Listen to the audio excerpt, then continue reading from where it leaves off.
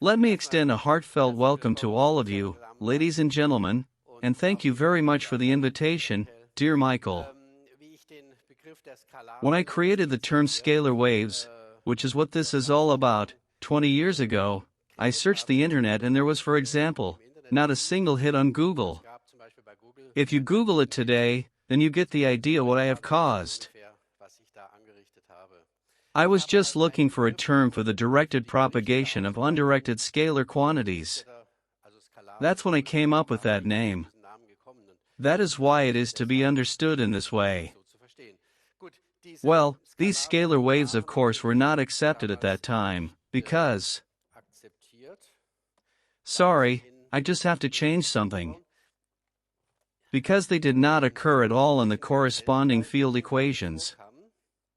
That has changed somewhat because the original Maxwell field equations did actually describe scalar waves but was shortened later.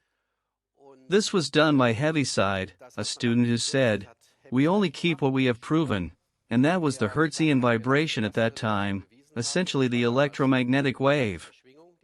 And everything we haven't proven, we throw out. That's when also Tesla with his discoveries were thrown out. That's the background, although both were actually right.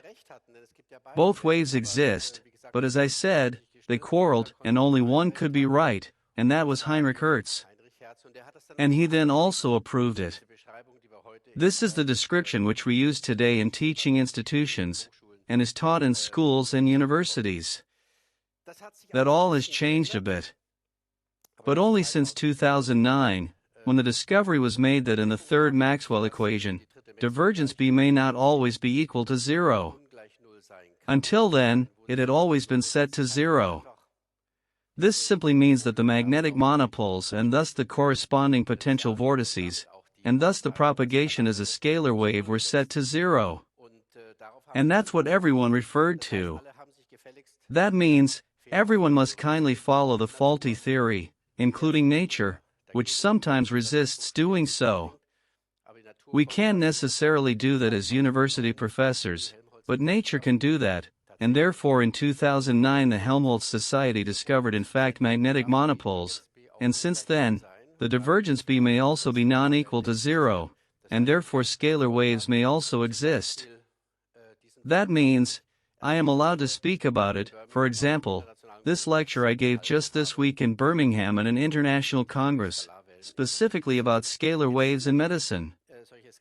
Of course, such scalar waves are not only limited to medicine but also apply to energy, and I would like to tell you very briefly about energy technology and what a scientist does when he described a new phenomenon theoretically, and when he is then allowed to actually talk about it.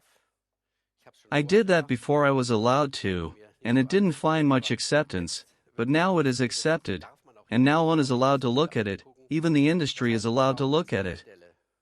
That means one first builds models and shows based on models that such a phenomenon exists, and that it could also potentially be used technically, for example in energy technology for energy transmission. Nikola Tesla hinted at this already 100 years ago, but it wasn't taken seriously at the time. There are different models. This one, for example, I have shown at various trade shows. These are tethered airplanes that always fly around in circles. A lamp is also lit in the middle where one can see that there is energy present in the field. Or this engine that rotates permanently and never came to a stop during our whole conversation, although there was no electricity supplied. So the energy must come from somewhere. I can tell you it comes from the field. Or this model, which the German television station ZDF has made a film about it, called About the Growing Earth. We show here that such an energy transfer to a small boat is possible, and a lamp lights up as well. So there is energy present in the field. Or here a model of a small train. This is actually in a wagon of the Swiss Federal Railways, to be precise on the Hohenstein line. I demonstrated it to different politicians and journalists, and the kids loved it.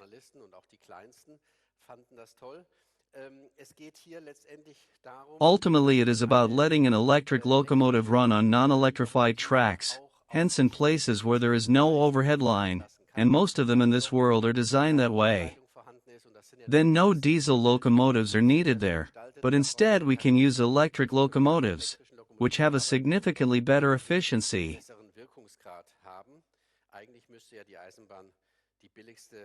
Actually, railways should be the cheapest transport vehicle that exists. Because the railway, steel on steel, has so little friction, and when one then has an electric motor with the efficiency of over 90%, compared to a diesel locomotive, with maybe 30% efficiency, then one will see that no other transport company that works with trucks could compete, if the logistics at the railways were as good as it is at trucks and bus companies. In other words, we are dealing here with a completely different problem, but in terms of efficiency, the railway would be unbeatably cheap.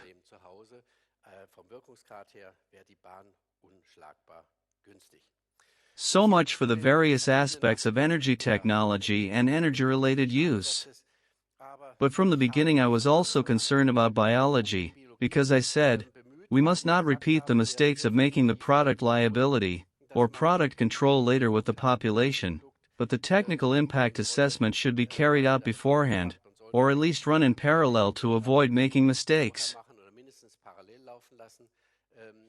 So the biological effect should be controlled, and therefore I have dealt with it from the beginning, and of course very quickly realized that actually, these scalar waves also have a biological aspect.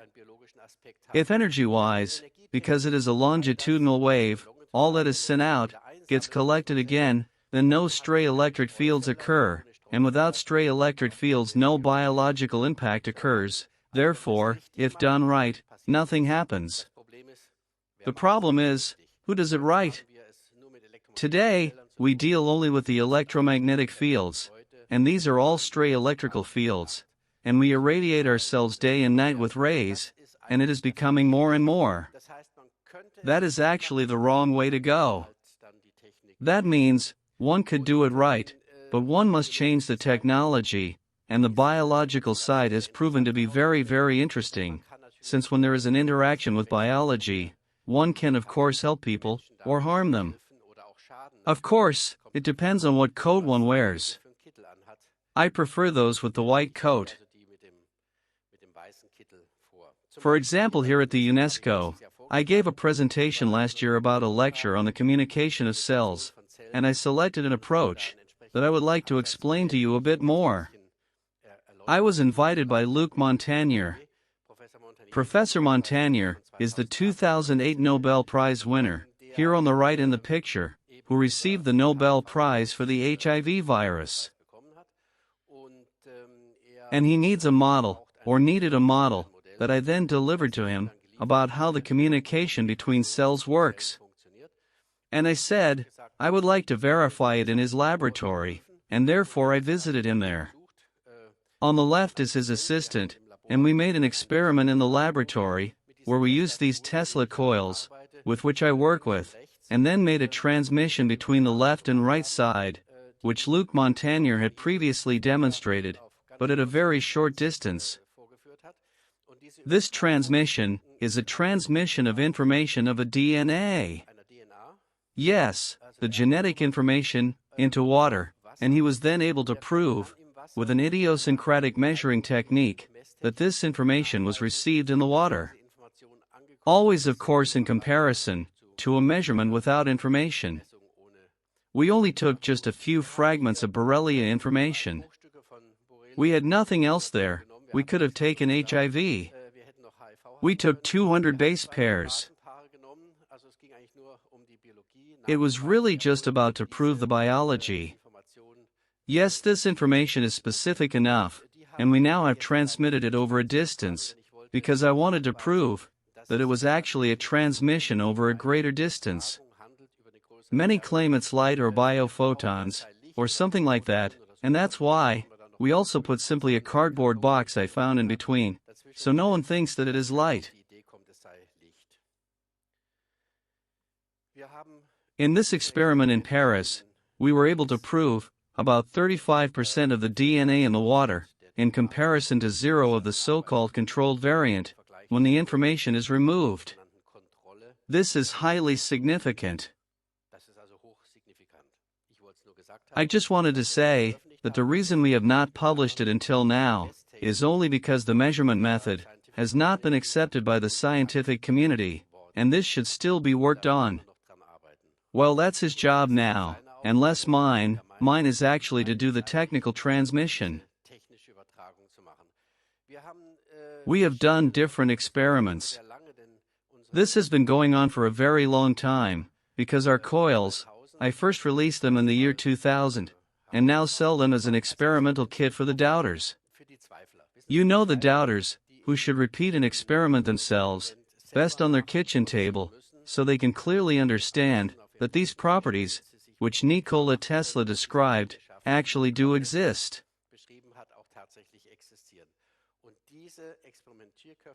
And these experimental kits then suddenly started to appear in some hospitals, where bones, broken bones, were healed faster, so to speak, and did many other great things. And doctors worked with it, and that has been a few years now. We have done many years of research together with those who carried out these experiments. I then proposed that one should try it with cancer cells. For example, it was here, at the German Cancer Research Center in Heidelberg, in 2012, when we made one such transmission. We basically have cancer cells in one solution, divided into two bottles, two cuvettes, quartz cuvettes, and then found that cancer cells talk to cancer cells across the scalar wave. It is modulated as information, like in radio or TV broadcasting, where the images or the music is also modulated onto a carrier wave, and is then transported from A to B. They talk to each other. Healthy cells naturally also talk to healthy cells, but not crossway. So the cancer cells can no longer talk to the healthy ones, that's why they are degenerated. And we let them talk to each other.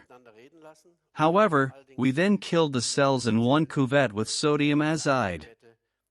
That's the idea, isn't it, that one actually wants to see cancer cells preferably dead, and this death signal, this death scream of the cells, we transmitted, and it was received on the other side. We only transmitted for 9 minutes, and the next day, after 12 hours, the ones on the other side were all dead. This is of course a fabulous result. This means we have the possibility, also across a certain distance, from outside the body, to kill the cancerous tumors, or at least to weaken them, and advance the healing process. Because also the self-healing powers are always somehow involved, and are almost the most important medicine. But we first must weaken these cancer cells. So that's what we have been able to show here.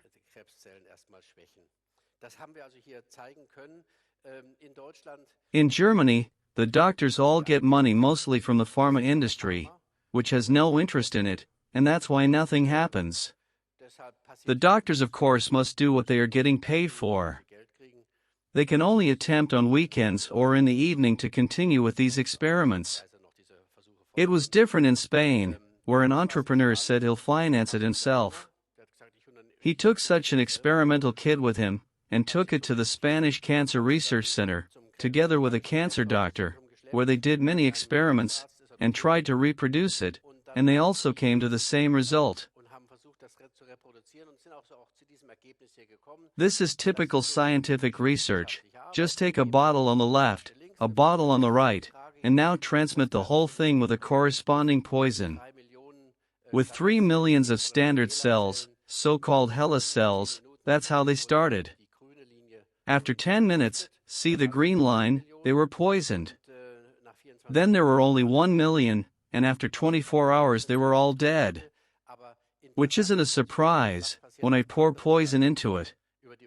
But what's interesting, is of course what happens on the other side, across the transmission route, and there you can see, the red line, they obviously received it. They were after 10 minutes already reduced to half, about 1.5 million cells, and after 24 hours, most of them were all dead, while the so-called controlled variant, those who did not receive any information, which were standing aside a bit, see the blue graph, also became a little less, meaning cells also died, but just much slower. This was then further improved a bit. We worked with little power, here 50 milliwatt, so very minimal power as carrier wave, and of course we used some chemotherapeutics as poison, which above all, attack these cancer cells unless the healthy ones. This is all a very difficult undertaking, and thus an incredibly elaborate thing.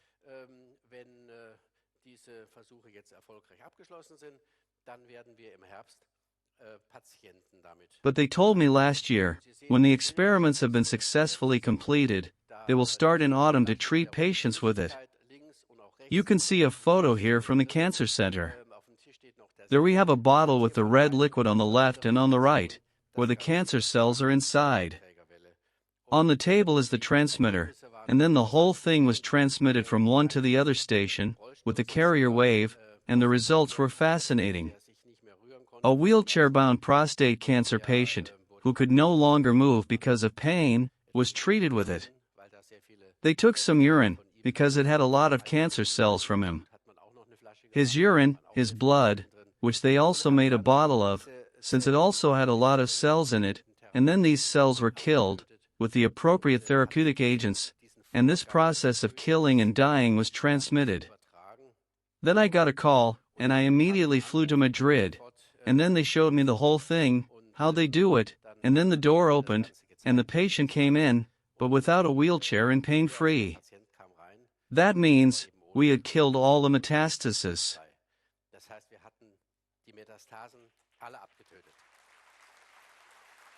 The fascinating thing was, that there were no metastases detectable anymore. The cancer tumor was reduced and was no longer there. In any case, it was not, of course not, completely killed, but after all, it has only been about 2 weeks ago or so, a relatively short time. I also gave a lecture there, and they continue with their work. I then suggested that we organize a meeting in Lyon, in May this year, where all the doctors came together from around the globe. Among others, also the Spaniards, with Professor Marty Bosch came, who did the experiment, and is a very well-known cancer doctor from Madrid and Pamplona, who had this set up in his practice. He talked about many cases, essentially all cases, that had exhausted all other forms of therapy, and the hospital had dismissed them, basically telling them to start looking for a coffin, that they had 2, 3 weeks, or maybe another month, and then it would be over. Of those patients, more than half had improvements, significant improvements, in some cases up to where one can say, these are healings, that had been treated there by him. That's an enormously amazing ratio, I have to say that. It must be clear to us, that these are individual cases. We cannot yet compile statistics here. It must be clear to you that even though a prostate patient was saved here, that not all of them can be saved with it. In other words, research means that we are dealing with individual cases. They give hope and we can continue, but that does not mean this is already receiving great recognition, because there are still many hurdles. Well, in Germany it certainly would have been done first with rats and mice, but in Spain they were obviously more generous. I think that's actually pretty cool. Of course people are desperate when the doctor tells them they only have 3 weeks left to live, thus they are certainly more willing to participate in something like that. It is of course a very, very complex disease, and we have also made various attempts in Italy, where it didn't work so well until now. There are also so many different types of cancer, I just have to say that, so no one now starts to have false hopes. We did a lot of experiments, that of course, have led us here. For example, we wanted to know if information from medicine can be transmitted with our system. If we can modulate it, then we don't have to deal with side effects anymore, right? We then only have transmitted the information and not the side effects. And for this, we made an experiment with my colleague Mrs. Schnabel, from the University of Bonn. She had the idea, let's just take peas. Peas can be counted easily as we know, and then we take a drug, gibberellic acid, which is a growth hormone, that makes the peas grow faster. That's what we put there, and then we saw in the resonance the lamps lit up, and you can see the peas up there, and you can see how the germination progresses. Our first result was when we had peas in a jar, first without scalar waves and without medicine, but these roots grew on average, and we always measured them and then formed the average, by 7 millimeters, which is not much within 46 hours, it just goes very slow. And then, we exposed these peas to the scalar wave, and in fact, this wave alone already contributed, by approximately 7 MHz, a stimulating effect, and a 54% increase of the growth length was observable. And then, we put the drug on, and lo and behold, we saw 105%, with the scalar wave transmitting the drug of this gibberellic acid. So this actually provides a real growth push. So one can say that drugs can be transmitted. That's why this system is used in many practices already today, to transmit medication wirelessly onto patients. That's an exciting thing. I also presented this in Birmingham this week already. We can use comparisons to the RFID technology. If you look at the ring systems, namely, imagine for example, the benzene ring you see on the right side, which can be drawn sometimes so, or sometimes in this way, that means the electrons can all move freely here. Sometimes one also draws a ring. That means they move. If I apply a magnetic field onto such a ring, then the electrons start moving, and an electric current starts flowing. Therefore this antenna will absorb this energy, store it, and potentially release it again, and not just the energy, but also the information. It may be that the magnetic field is also modulated. And we have these rings everywhere, in the so-called organic chemistry. I mean, if you think about your chemistry class, you may remember there was probably a distinction between organic and inorganic chemistry. It was said that organic, the one of living elements, and if you compare the pictures, then you immediately notice, these are all rings. The rings are the antennas. And without an antenna, biochemistry doesn't do anything. Let's put it this way, you can grate it small, and shake the test tube, and no plant will appear. So, the crucial thing is, there has to be information so that the biochemistry knows what to do. And that's what today's biochemistry, and that's the whole pharma, which is nothing else than biochemistry, has completely forgotten to look at. Yes, of course they could not have known the scalar wave until now, because they were not allowed to until now.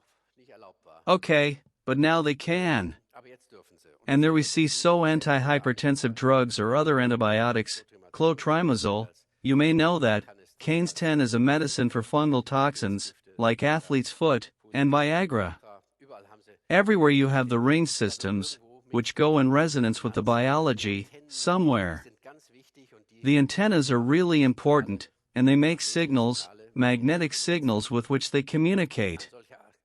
Such a ring, when current flows through it, creates this magnetic field, and you can apply this also to the double helix, the genetic information. There are these bases, for bases are present, which all have pyrimidine rings, and these pyrimidine rings are all nicely aligned and will modulate my electric field vector. And if here, so to speak perpendicular to the electric field vector, in the direction of the magnetic one, a so-called circular polarized wave passes through, you can also refer to it as a vortex, a field vortex, then this vortex carries the information out from the DNA. And now, you have a model, how the actual reading and writing of the genetic information takes place. Today's biophysics tells you the location of the genes where the information sits for something. Yes, that's what they know today. But that's like as if you had an encyclopedia, as it is often compared with, an encyclopedia with 10,000 volumes and it is written in Chinese. You can't read anything. That means you also can't write either, that's the problem. They know on this page there is something, like how the hair looks like, and the nose, and whether it is blue eyes. But they don't know what it means, because they cannot read the writing. That is the issue. Therefore, it is very important that one has a model in the first place about the whole thing. This is the model now of the so-called magnetic scalar wave, which runs in the direction of the magnetic field vector. This is the one used in biology, and which, however, also has a disadvantage, namely, the magnetic wave does not get very far. It is known that the magnetic field is strong, but it does not get very far. RFID technology may be familiar to you. It is this antenna you may put under the clothes when you go shopping somewhere. And then you must pass by very close to the magnetic field, like an entrance control system, where you must pass by closely, so that it can recognize it. While the electric field has a much more extended range, and this is for the treatment of patients very important, because I want to not only treat skin cancer on the surface, but I also want to go inside, reach the organs, and I usually can't achieve this with the magnetic scalar wave. I must take the electric one, and that's the one from Nikola Tesla. Tesla has used the electric one and described it, and that's why I use a Tesla setup. There, the corresponding field vector oscillates in sync with the information. The propagation in the direction of a field vector is by definition a longitudinal wave. Modulation is a difficult topic, but I'll make it short. We know the higher the frequency is, the greater the bandwidth. That's why mobile service providers continue to choose higher and higher frequencies. It has now arrived at 5 or 6 gigahertz. That's the end. More is not possible at the moment, because we don't have semiconductors that can clock higher. But biology has a frequency that is around 1 million higher, and thus biology has a much higher bandwidth, and it uses it to transmit the entire DNA information. That is of course much more bandwidth. Today we can transmit the internet to our mobile phone, but the DNA is much more, and that is only possible due to the high frequency, and thus the high bandwidth. As I said, I took this Tesla system, and here you can see a drawing of it. So we basically have these spherical electrodes, and in between there is an electric field. It is practically a large capacitor. On the other hand, we have these coils that are forming the inductance, and I now bring the information. You may remember the picture from the laboratory, in the bottle onto the coil, practically into the magnetic field. The ring systems, which are small magnets that straighten out, then modulate the magnetic field and transmit electrically, while in the back it happens in reverse. That's the concept I'm pursuing with this system, and with it, we can transmit the specific oscillations over long distances.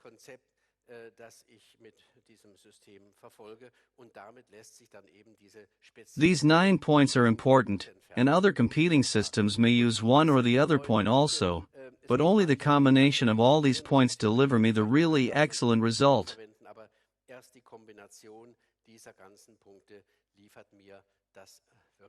I have summarized the results in a documentation of the scalar wave technology. We have these books available outside at the booth.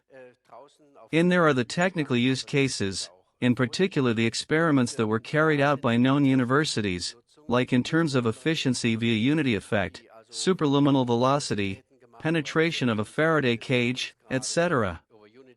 The whole technical experiments are described in there, and also this transmission system which you see here, the so-called scalar wave transporter, which we also offer through my institute. And you'll find all that at the booth.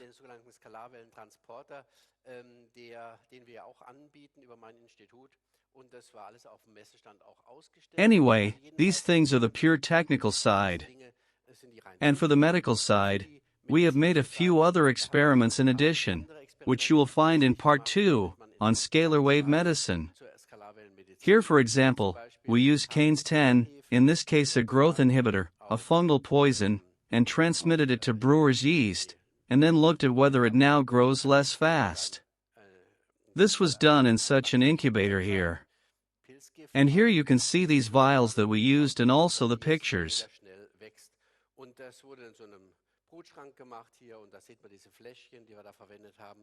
By the way, all this is documented, and you can read it in an essay published in the Medical Science this year about drug effects in yeast. Means the effects of drugs in yeast that are transmitted by scalar waves. And we were able to reduce it by 29%. Incidentally, we could also do the opposite. We could increase growth with the appropriate hormones. Therefore, it works in both directions. So one can literally steer biology with it. It's not that we can influence the information itself in any way. We can't do that, since we lack the semiconductors for these high frequencies. But we can promote the transmission, and that is actually the essential point. This means the cells talk to each other again, and that's precisely the problem of aging, that these cells slowly lose their vibration, or that they be disturbed by external sources, and then this cell information no longer gets to the neighboring cell, which then asks, what am I supposed to do? And no one tells me. No wonder when they then degenerate. Okay, enough on that. We also then developed such towers for treatment as treatment places. Here you can see that we can also do a sound transmission. We can play rife frequencies or any healing music. There is a built-in loudspeaker. We can also place any medication on top of the surface, or do the whole thing combined. This here is such a treatment place. Because it's not just for cancer, it is also for other illnesses, let's say, back problems, or various colds, that it can be used for. A medicine without side effects. This is certainly the future. This must be stated clearly, and it is a matter of transmitting this information. Homeopathy used to do that earlier with water, which of course is not nearly as effective. I would say this here is 10 times as effective, and it works immediately. You switch it on and it arrives immediately. A fascinating thing. We have another treatment place in Constance, with Dr. Vols. When you are there for dental problems, you can get first a treatment on this bench.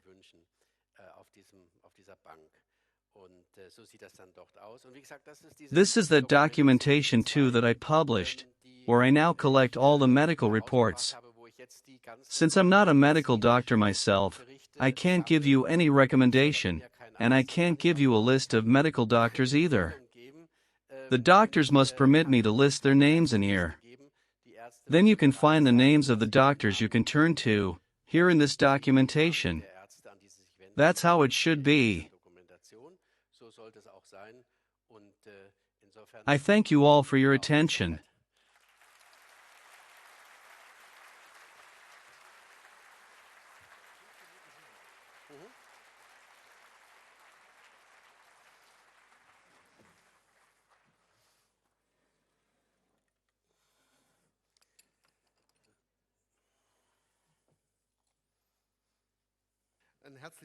A heartfelt thank you. We still have a few minutes, which I would like to use. Fascinating what you tell us about Spain. Is there in a European country something like a certification planned? Could this be the next step, which may help this technology, in the field of medical science to get an approval and thus a European approval? Maybe this is one part of the puzzle. The technical approval, the so-called CE mark, like it says in the documents, for physical, technical, biological, and medical experiments is available. In other words, we are below the limits and the maximum values, anyway. You have to understand that we already have transmitted 400 watts with scalar waves out of a Faraday cage, and they didn't measure anything in the EMC laboratory, because they don't have measuring devices for scalar waves, so they don't measure anything anyway. But okay. The approval is available from this point of view, since nobody has to touch anything, and the whole thing is in the best case, a wellness box. You could also call it a pseudo box, that's just the way it is. You could say you are just imagining it, you know? Nobody can prove the opposite, or prove something else to you, because you just get into the field, and you just happen to download something.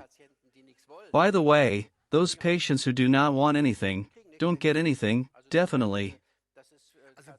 So that means, consciousness plays a role. Yes, somewhere consciousness, or respectively then every cell would have a consciousness. If the cells need something, they get it, if I offer it to them. We are anyway beings that live in an electromagnetic environment, who pull their information and everything out of the environment.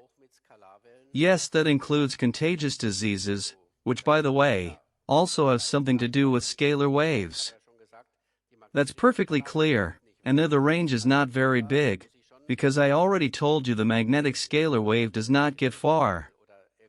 So for Ebola I must touch someone in order to get infected, or somehow come into close contact. One could suggest that maybe one goes down there with such an experiment kit and heals the Ebola patients with the appropriate modulated signals, because this is very effective. I would say that would help a lot of people.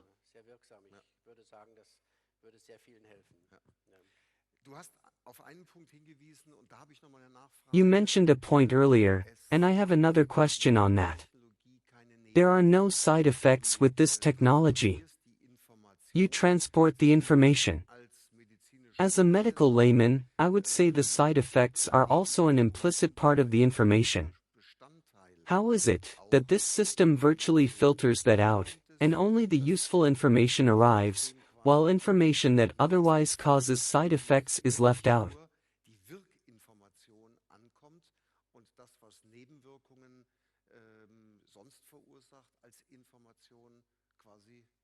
So the information with pharmaceutical products are always bound chemically. And that's why it's usually the chemistry that causes these side effects, and not the information. The information is the one we need. So if I can separate that, and with this transmission of course, I don't get any chemistry across. No chemistry arrives, it is quite clear that only the information arrives, whereby the biology, means organic chemistry, then organizes itself according to the information. That's the interesting thing. So if you then, for example, think of the people who eat all the fish, which eat the plastic, means it is in the chain, then the corresponding plastic grows from the skin. This is simply a logical consequence, because plastic does not occur in nature, but is an organic substance, and it organizes itself accordingly. That's the problem. So due to the lack of chemistry in the very concrete process, and only providing information, excludes the chemically induced side effects. That's how I see it, yes. What are, and this is my last question, because, I'd say is an extremely exciting, and also promising field, that is being worked on here, in the truest sense of the word, are the opportunities in this country. You go to Spain, you hold lectures in England, you just came from Birmingham. How is the acceptance and the discussion in this country? Is there any response, a waking up, an interest, in the meantime?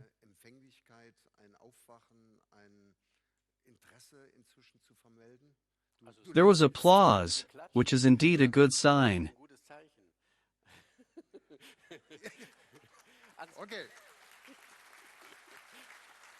Okay. A very clever, and very correct answer. That ultimately those, who have an interest in these things, and that means people who are more likely to be here today, and are receptive, do appreciate it, while the official conventional school of medicine, is probably rather reserved. It can actually only be done through the doctors, and namely those that are open. This would practically be homeopathic active doctors, who are usually relatively open, and those, who also like to experiment with such things. Because if I put myself in the situation of a sick person, let's say one with cancer, or otherwise ill person, then he will of course, first consult with his doctor. That's the right way, and then he should try to persuade the doctor to try something new. Maybe he is open for it. I am urgently looking for doctors who just try out and compare these methods. There are many, and an ever-growing number, of bioresonance devices, and they ultimately all work with scalar waves. They just may not know it. I wish you a lot of success, and thank you for being here. It needs scientists like you, door openers to other dimensions, to help the, I would say, medicine and health field, but it applies to other fields of science as well, to open their eyes and doors. For that, one needs strength, stamina and courage, and you have proven this over many, many years. Thank you for being here.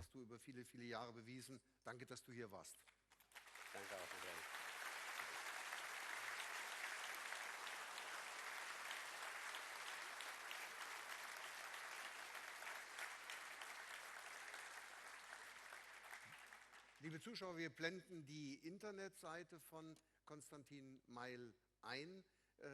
Dort gibt es natürlich. Dear viewers, we'll display the website of Konstantin Meyl, where you'll find of course the relevant publications, the relevant studies, and in particular, and this was the final appeal, doctors and medical practitioners, that you can get in contact with, or where you can just try it out and take a new approach in the field of medicine. For your interest and attention, as always, a heartfelt thank you. Goodbye and see you next time. Thank you.